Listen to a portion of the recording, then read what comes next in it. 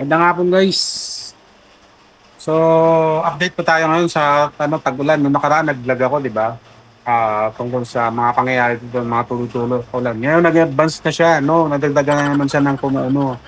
So, isa-isahin natin yung mga lugar na yun, no? So, para documentation ko na rin po dun sa may-ari, sakali na hanapan niya ako ng proof. Pero nasend ko naman na po kay ate. So, pakita ko natin guys.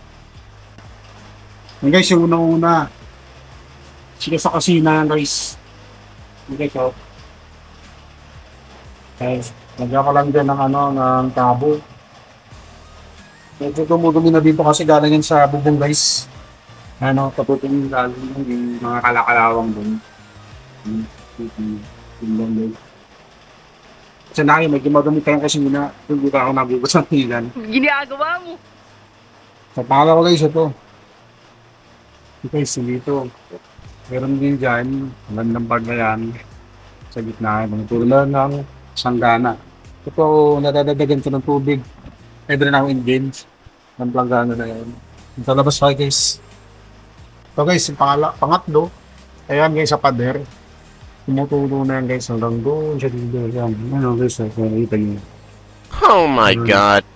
Hanggang diretso yan guys. Ano. Tapos napapansin ko namin itong pader dito. Yan, tumutulo na siya. Tapos nagmamansya na siya. Tapos dun sa ibang pader namin, kaya nilagyan namin ng plastic guys, yung bintana. Kasi nababasa din yung bintana. Yan. Tutulo siya guys.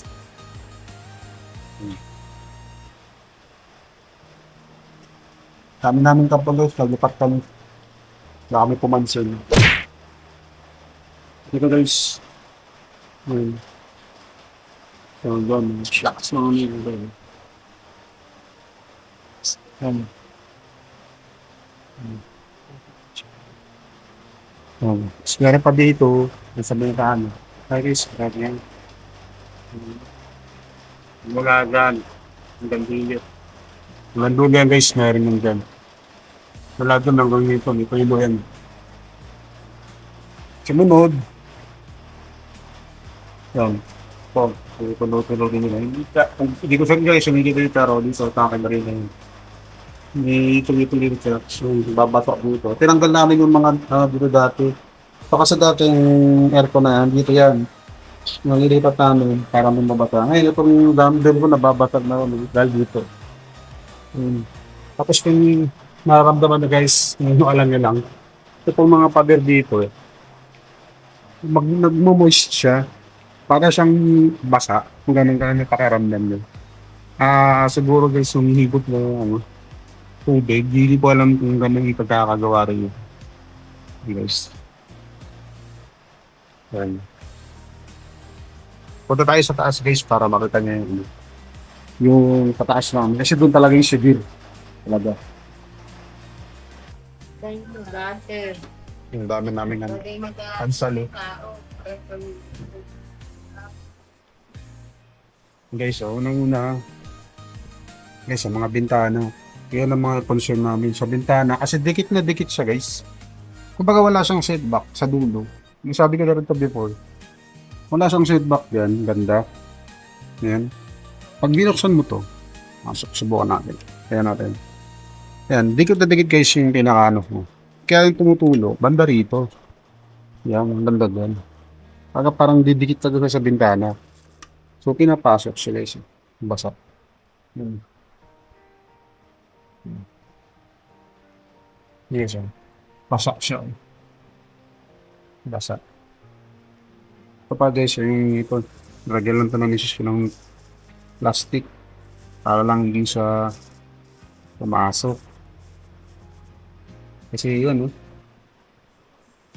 dikit na dikit talaga siya guys. Grabe.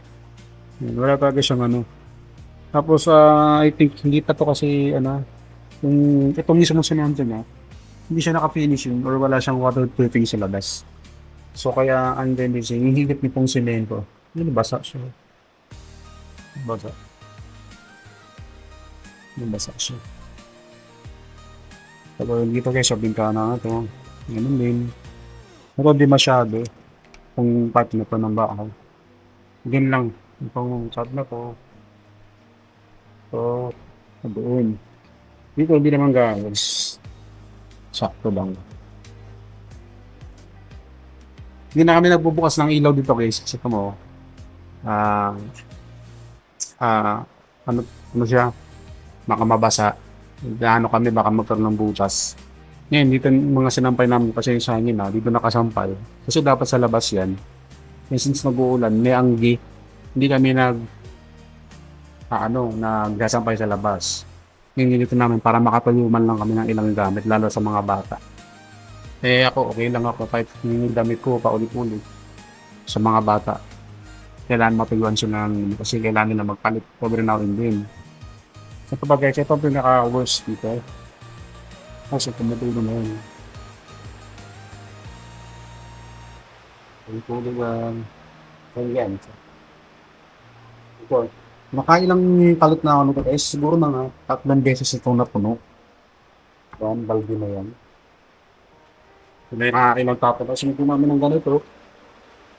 Kasi para yung tubig dito, kasi meron lang yung sa filter sheet niya, yung tubig, papupunta nito.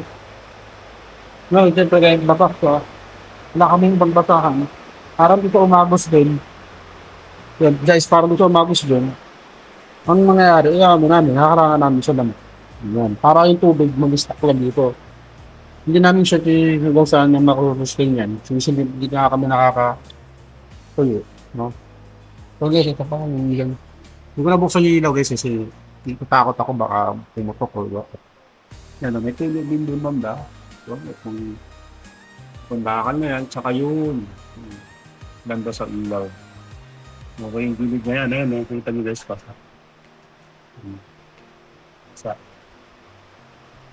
Masak siya, tapos hanggang baba na yun guys.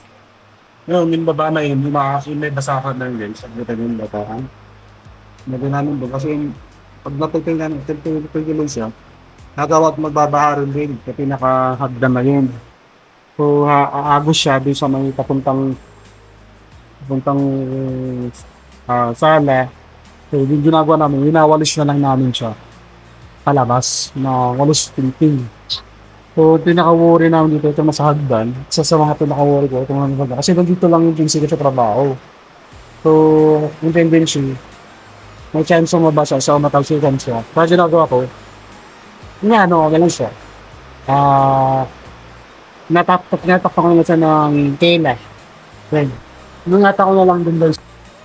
So yun guys, update ko kayo sa mga susunod na mangyayari at kung mapapayos namin yung mga pinapagawa ni ate dito.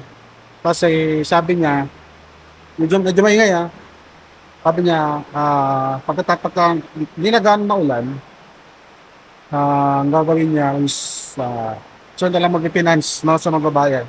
At kami maghahanap ng mag-aayos dito sa lubong. So magandang deal yun, di ba? Wala na akong good of sale. Hintayin ko na lang tumila niya ba para matapalan ng mga butas kung maayos yung mga dapat ayusin. Kasi ang hirap talaga guys. Kasi kagabi, naano kami na misis ko na baka pasukin kami ng tubig. Doon pa nga sa may bandang TV namin meron din doon. Hindi ko napapakita kasi medyo magulo yung bahay namin, nakakaya. So, hindi pa kami nakapag-ayos. So, meron doon banda sa bandang TV, inusog na namin yung yung TV rack. Meron din dito banda sa may bandang pinto, yung yung switch. Meron din doon konting-konti. Hindi ko alam guys kung dadagdagan pa yung mga tulo-tulo na yan. Tapos, may isa pa talaga na may patutuklak yung mga pintura ng ibang pader dito sa amin. So, natausap naman na kami ni ate at sana bumoto niya araw na mapayos na tayo kasi nga hindi na naman kami ngayon buwan, so buwan kami dito.